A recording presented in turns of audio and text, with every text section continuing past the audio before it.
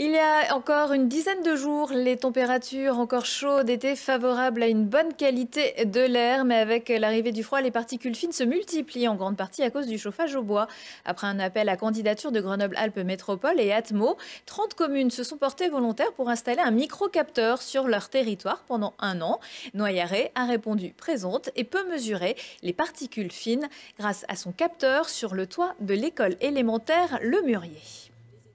C'est des capteurs qui ont ce format-là, qui sont des petits instruments de mesure qui nous permettent d'avoir des informations indicatives sur la qualité de l'air. Mais du fait de leur nombre, cette information indicative fait qu'elle devient pertinente parce qu'on a beaucoup plus d'appareils que les appareils que l'on utilise habituellement, qui sont des appareils normalisés, qui sont beaucoup plus lourds, beaucoup plus compliqués à installer. Là, on mesure des poussières en suspension. Donc l'idée, c'est d'affiner les données d'Atmo et de faire prendre conscience aux habitants de la commune de Noyaret, mais aussi des 29 autres communes de la métro où un capteur a été posé, que non seulement ils peuvent agir de façon négative, j'allais dire, sur la qualité de l'air en ayant un chauffage au bois non performant, mais surtout qu'ils peuvent agir de façon positive, c'est-à-dire en changeant leur chauffage. Et là où on est assez performant, c'est qu'en plus on les accompagne pour les changer avec une aide qu'on appelle la prime Air bois et qui peut leur permettre, pour les plus modestes, de changer leur chauffage avec un reste à charge quasiment nul.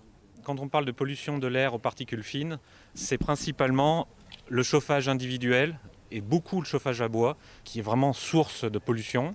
Donc on prend une bûche d'une dimension classique, environ 30 cm, et qu'on la met dans notre foyer ouvert et qu'on on y met le feu. En fait, sur ces 30 cm, il va y avoir que ça qui va réellement nous chauffer.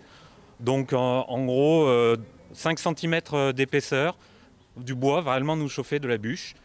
Tout le reste, donc sur 28 cm de bûche, ça va partir dans l'atmosphère, donc c'est pour nos poumons.